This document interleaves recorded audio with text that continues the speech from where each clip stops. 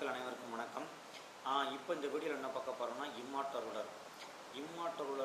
இம்மார்ட்டலரை பற்றி மட்டும் இந்த வீடியோவில் இருக்காது.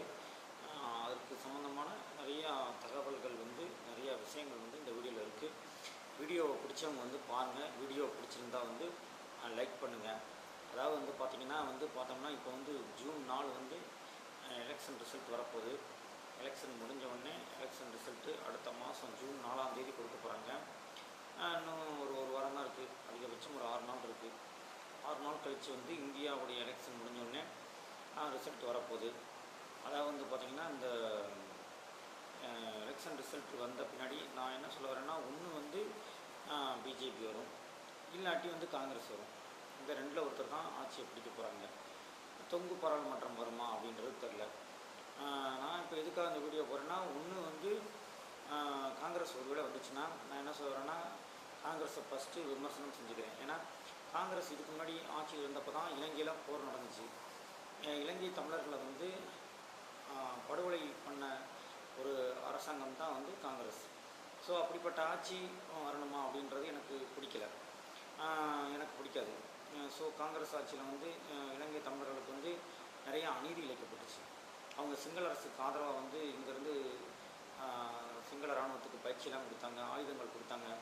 இலங்கையில் ஒரு மிகப்பெரிய போரை நடத்தி ஈழத்தமிழர்களை படுகொலை பண்ணாங்க. இலங்கை தமிழர்களை படுகொலை பண்ணாங்க.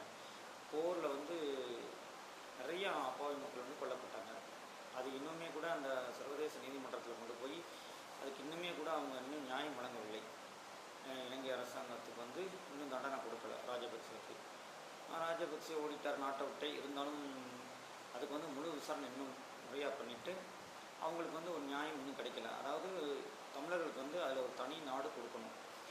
ஒரு ஈழத்தமிழர்களுக்கு ஒரு தனி நாடு கொடுக்கணும். இலங்கை 2ஆக பிரித்து அதுக்கு ஒரு பொது வாக்கெடுப்பு நடத்தணும் அப்படின்னு சொல்லி இப்போ கூட ரீசெண்டாக இப்போ நடந்த மே 17 இதுக்கப்புறம் சொன்னாங்க. மே 18க்கு அப்புறம் என்ன சொன்னாங்கன்னா, அமெரிக்காவில் கூட தீர்மானத்தை போட்டாங்க. என்ன போட்டாங்கன்னா, இது இலங்கையில் ஒரு பொது வாக்கெடுப்பு நடத்தி ஈழத்தமிழர்களுக்கு தனி நாடு கொடுக்கணும் அப்படின்னு சொல்லி சொன்னாங்க. இலங்கையில் 2ஆக பிரித்து அது தமிழர்களுக்கு ஒரு பகுதியை கொடுக்கணும் அப்படின்னு சொல்லி சொன்னாங்க. அது வரவேற்கத்தக்கது தான். அதுக்காக தான் பிரபாகரன் போராடினார்.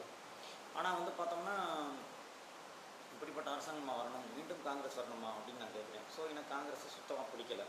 இன்னொன்று பார்த்தோம்னா பிஜேபி வந்துச்சுன்னா மணிப்பூர் கலவரத்துக்கு காரணமான பிஜேபி தான் உட்கார போதா அப்படின்ட்டு அது ஒரு பக்கம் வெறுப்பாக தான் இருக்குது. ஸோ நான் என்ன சொல்ல வரேன்னா, மணிப்பூர் கலவரம், குஜராத் கலவரம், இந்த மாதிரி இந்த கொரோனா டயத்தில் மக்கள் துன்பப்பட்டதுக்கு இதுக்கெல்லாம் காரணம் பாரதிய ஜனதா கட்சியுடைய அந்த இதுதான், கவனக்குறைவு தான். அதனால தான் என்ன சொல்கிறது, பாஜக வந்தாலும் கூட நம்மளுக்கு பிடிக்காது. ஏன்னா கலவரங்கள் வர காரணமாக இருக்குது, ஆர்எஸ்எஸ் தான் காரணம். ஸோ மக்களிடையே ஒரு பிரிவினை ஏற்படுத்துகிறாங்க. அவங்க மக்கள்லாம் ஒன்றா வாழணும், ஒற்றுமையாக இருக்கணுன்ற ஒரு நல்ல எண்ணம் கிடையாது ஆர்எஸ்எஸ்க்கு. ஸோ அதுலேயும் அந்த ஆட்சியிலையும் கூட நிறைய அவங்களுக்கும் கூட கொஞ்சம் நிறைய கெட்டப்பேர் இருக்குது. காங்கிரஸுக்கு இப்படி ஒரு கெட்டப்பேர் இருக்குது. ஸோ காங்கிரஸ் பிஜேபி இந்த 2 பேரில் யார் போய் உட்காந்தாலும் அவங்க ஸோ நல்லவங்க கிடையாது. 2 பேருமே 2 கட்சியுமே கெட்ட கட்சி தான். வேறு வழி இல்லாமல் தான் நீங்கள் மாறி மாறி ஓட்டு போட்டுட்ருக்கீங்க. சரிங்களா? நான் சொல்கிறது கரெக்டு தானே? ஸோ நான் யாருக்கு ஓட்டு போட்டேன்னு உங்கள்கிட்ட சொல்லிட்டேன். நான் நோட்டாக்கு தான் ஓட்டு போட்டேன்னு சொன்னேன். ஏன்னா 2 பேருக்கு ஓட்டு போட்டு நமக்கு ஒரு நியாயம் கிடைக்க போகிறதில்ல. ஸோ அதனால் நான் நோட்டாக்கு ஓட்டு போட்டேன். ஆனால் அடுத்த தடவை கண்டிப்பாக வேறு ஏதாவது ஒரு கட்சி வாக்களிப்பேன். இதுக்கு முன்னாடியும் கூட நான் ஓட்டு போட்டிருக்கேன். அது எந்த கட்சியும் சொல்ல விரும்பலை. ஓட்டு போட்டிருக்கேன், நான் கட்சிகளுக்கு வாக்களிச்சிருக்கேன். ஆனால் பிஜேபி, காங்கிரஸுக்கு இது வரைக்கும் நான் ஓட்டு போட்டதே கிடையாது. காரணம் இதுதான். ஸோ பார்த்தீங்கன்னா அதுக்கடுத்து என்ன சொல்ல போகிறேன்னா, இந்த 2 கட்சியுமே கெட்ட கட்சி அப்படின்றனால அப்போ யாரோட ஆட்சி தான் வரணும் அப்படின்னு நான் சொல்கிறேன்னா, எதுக்காக நம்ம தொடர்ந்து நான் வீடியோ போட்டுக்கிட்டேன்னா, இன்னொன்று கிருஷ்ண பரமாத்மா சொல்லியிருக்காரு, அதர்மத்தை அழித்து பூமியில் நியாயத்தை நிலைநாட்ட நான் வருவேன்னு கிருஷ்ணர் சொல்லியிருக்காரு. ஸோ இந்த மகாபாரதத்தில் கூட என்ன சொல்லியிருக்காருன்னா, கிருஷ்ணர் அர்ஜுனன் அர்ஜுனன்கிட்ட சொல்கிறாரு. கிருஷ்ணர் என்ன சொல்கிறாருன்னா, அதர்மத்துக்கு எதிராக தான் நீ போர் தொடுக்க போகிற, ஏன் போர் செய்ய தயங்குகிறாய் அப்படின்னு சொல்லி அர்ஜுனனை போர் செய்ய வச்சதே கிருஷ்ணன் தான். அவர் தான் வழி நடத்தி அந்த மகாபாரத போரில் வெற்றியை கொடுக்குறாரு. கிருஷ்ணர் ஒரு தமிழ் கடவுள். பாண்டியர்களுக்கு ஆதரவாக தான் கிருஷ்ணர் இது பாண்டவர்கள்னால் பாண்டிய மன்னர்கள் தான். அவங்களுக்கு ஆதரவாக தான் போரில் நின்று போரில் வெற்றியை கொடுத்தார் கிருஷ்ணர். ஸோ அர்ஜுனன் அதர்மத்துக்கு எதிராக போர் புரிஞ்சு போரில் கிருஷ்ணருடைய தலைமையில் வெற்றியை பெற்றார். ஸோ அதே மாதிரி தான் நான் தொடர்ந்து வீடியோ போடுறதுக்குன்னா அதர்மத்துக்கு எதிராக வந்து வீடியோ கொடுத்துருக்கேன். ஸோ அந்த காங்கிரஸ் கட்சியோ பிஜேபியோ இவங்களாம் நாட்டு ஆள்றதுனால என்றைக்குமே ஏழைங்களுக்கு நல்லது நடக்க போகிறது கிடையாது. இலவச திட்டங்களை காங்கிரஸ் நிறைய தேர்தல் அறிக்கையில் கொடுத்துருக்காங்க. இதனால் வந்து ஏழைகளோட வாழ்க்கை தரம் உயர போகிறது கிடையாது. ஸோ மீண்டும் வந்து பூமியில் வந்து ஒரு நல்ல ஆட்சி நடக்கணும். அது உலகை ஆளப்போறான்னு தமிழ்நாடு நான் வீடியோ போட்டேன் இல்லையா, இம்மார்டல் ரூலர். அந்த இம்மார்டல் ரூலர் மாதிரி ஒருத்தர் வந்து உலகத்தை ஆட்சி செஞ்சு அனைத்து தரப்பு மக்களுக்கும் நல்ல ஒரு இதை கொடுக்கணும், நல்ல ஒரு ஆட்சியை கொடுக்கணும்.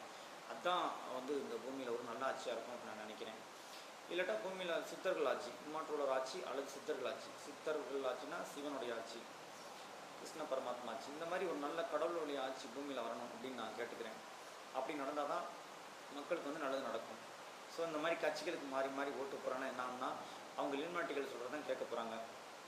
இல்மாட்டிகள் சொல்கிறத கேட்டுட்டு மக்களுக்கு வந்து அவங்க எந்த விதமான பெரிய நன்மைகளும் செய்ய போகிறதில்ல. ஸோ அதனால் மக்களை இனிமேலாவது ஓட்டு போடும்போது கொஞ்சம் பார்த்து ஓட்டு போடுங்க. இந்த 2 கட்சியுமே வந்து என்னை பொறுத்த வரைக்கும் வேஸ்ட்டு தான். ஸோ அதனால் முடிஞ்ச அளவுக்கு நான் முதலே கூட சொல்லியிருக்கலாம், எல்லாருமே கூட நீங்கள் நோட்டாக்கே கூட ஓட்டு போட்டுருக்கலாம். கட்சிகளுக்கு வாக்களிக்கிறது வந்து என்னை பொறுத்த வரைக்கும் அது வந்து வேஸ்ட்டு தான் அப்படின்னு நினைக்கிறேன். பார்ப்போம், அடுத்த ஆட்சி மாற்றம் வந்த பின்னாடி அடுத்து யார் வர்றாங்க, இல்லை இதே கட்சி தான் ஆட்சிக்கு வருதா இல்லை புதிய ஆட்சி வருதான்னு பார்ப்போம். அப்படி வந்தால் மக்களுக்கு என்ன பண்ண போகிறாங்க தெரியல. காங்கிரஸே வந்தாலும் நான் திருப்பி காங்கிரஸை கடுமையாக திட்டி வீடியோ போட தான் போகிறேன். அவங்க ஏதாவது தவறுகள் செய்யும்போது அவங்களையும் கடுமையாக விமர்சித்து வீடியோ போட தான் போகிறேன். இதுதான் தொடர்ந்து நடந்துக்கிட்டு இருக்க போகுது. யாரும் மக்களுக்கு ஒரு 100% நல்ல செய்யக்கூடிய ஆட்சி எப்பயுமே பூமியில் வரப்போகிறது கிடையாது. அது வந்து சித்தர்கள் ஆட்சி, சிவனோட ஆட்சி, நான் சொன்ன மாதிரி கிருஷ்ண பரமாத்மாவோட நல்ல ஆட்சி, இந்த மாதிரி ஆட்சி வந்தால் தான் பூமிக்கு நல்லது. அதுதான் இம்மாற்றோட ஆட்சி, தர்மத்தின் பாதையில் நடக்கக்கூடிய ஆட்சி. அப்படி நடந்தால் தான் நல்லது. ஏன்னா இவங்கெல்லாம் வந்துட்டு நான் தான் சொல்கிறேன் இல்லையா, இந்த கட்சிகள் பூராமே உருவாக்குனது யாருன்னா இந்த பிரிட்டன் அரசியலமைப்புன்னு சொல்கிறாங்க இல்லையா, பிரிட்டன் அரச குடும்பம்னு சொல்லலாம். பிரிட்டிஷ்காரங்க சொல்கிற கேட்டுக்கிட்டு தான் இவங்கெல்லாம் இங்கே இருக்கவங்களாம் கட்சி ஆரம்பிச்சிருப்பாங்க. இந்த காங்கிரஸ் கட்சின்னு பார்த்திங்கன்னா அது அமெரிக்காலையும் இருக்கும், இங்கேயும் இருக்கும். ஸோ இந்த மாதிரி கட்சியெல்லாம் பார்த்திங்கன்னா வந்து வெளிநாட்டிலேருந்து அவங்க என்ன சொல்கிறாங்களோ அதைத்தான் கேட்பாங்க. எல்லா கட்சியுமே வந்து பார்த்தோம்னா அந்த பிரிட்டிஷோடைய அந்த அரசியலமைப்பு சட்டம் அதை தான் செயல்படுத்துவாங்க. இதில் வந்து ஏழைகளுக்கு எங்கேயுமே நீதி நியாயம் எதுவுமே கிடைக்காது. அதை நான் பல முறை சொல்லிட்டேன். இதுலேருந்து நம்ம தப்பிச்சு ஒரு நல்ல ஆட்சி அமைக்கணும்னா அதுக்கு நீங்கள் எல்லோரும் சேர்ந்து என்னுடைய சேனலை சப்ஸ்கிரைப் பண்ணுங்கள். நான் சில திட்டங்கள் வந்து இது பண்ணிக்கிட்டு இருக்கேன். கடவுளர்கள் வழிகாட்டினாங்கன்னா நம்ம இந்த மாதிரி ஒரு மோசமான ஆட்சியிலேருந்து மீண்டு ஒரு நல்ல அமைப்பை ஏற்படுத்தி அதன் மூலிமா ஒரு நல்ல கடவுளுடைய ஆட்சி பூமியில் அமைகிறதுக்கு நம்ம எதாவது முயற்சி எடுக்கலாம். அடுத்த வீடியோவில் சந்திப்போம் மக்களை. நன்றி, வணக்கம்.